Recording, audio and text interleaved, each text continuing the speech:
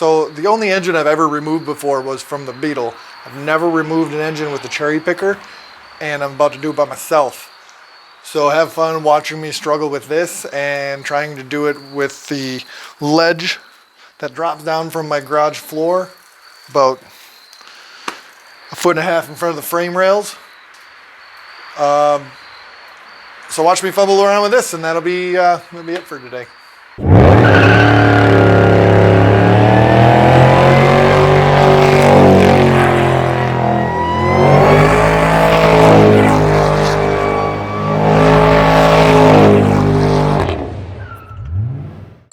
Finally, I'm back working on my truck. It's been a while. So what happened is I needed an engine hoist, and I was trying to borrow one.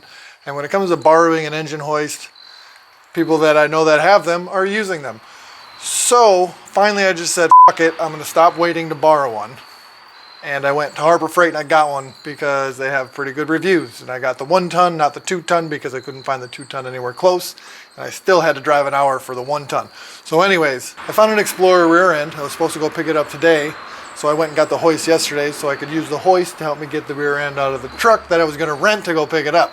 Because I don't have a truck because I'm working on it. So then the guy sent me a picture of the rear end. This was at a junkyard, and he sent me a Chevy 6 lug. And so I just said, that's not the right one, thanks, because I doubt he knows what he's talking about if he's sending me a 6 lug for a Ford Explorer. So right now I got the engine still in the truck. I've disconnected everything, I think, in order to get it out. Right now the oil is draining, and all I need to do is disconnect the engine mounts and the transmission mount and pull this son of a bitch out, which I think probably won't be the easiest because it's that close to being outside of the garage, but we'll see. I don't know if you know this, but floor dry is expensive, and I make messes because I'm absent-minded a lot. And if you go to like Home Depot or something, you can get a tiny bag of floor dry for a lot of money. Or you can go to Walmart and get a 50-pound bag of cat litter for $8. And this is natural clay, fragrance-free, highly absorbent. And for $16, I got 100 pounds of this stuff. And like I said, I don't know if that's common knowledge that you can do this instead, but it is goddamn cheap.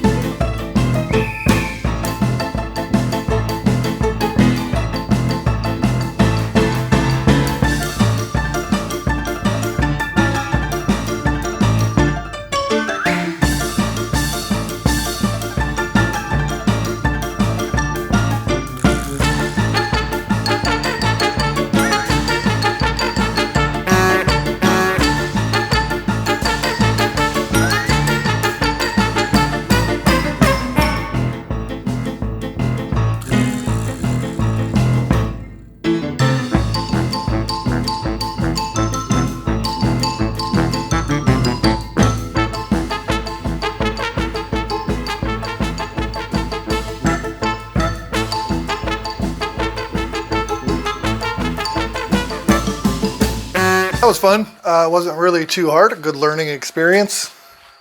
I didn't take the exhaust off. I cut it off earlier, and then I didn't cut it off high enough, so I had to cut that again.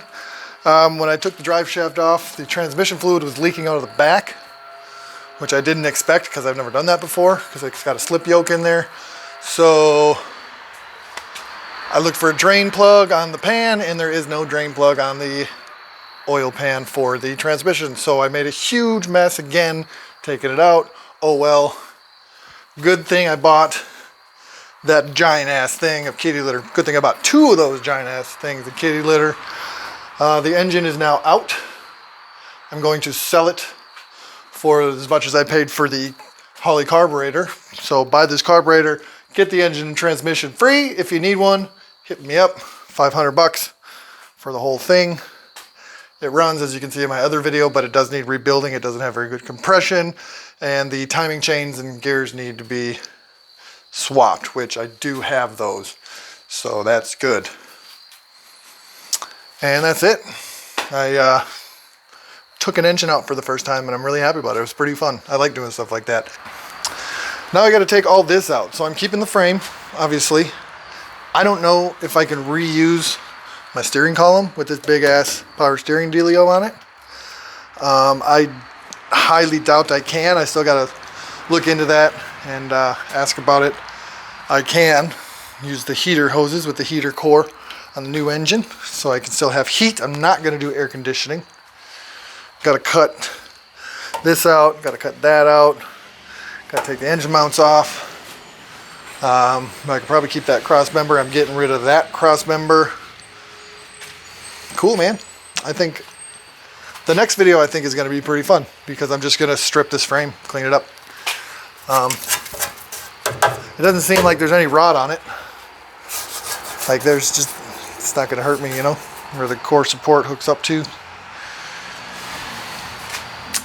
Yeah, man, sweet. I'm excited. Like it, subscribe it, pay attention because this truck is going from this turd into a lot nicer turd. I promise you that.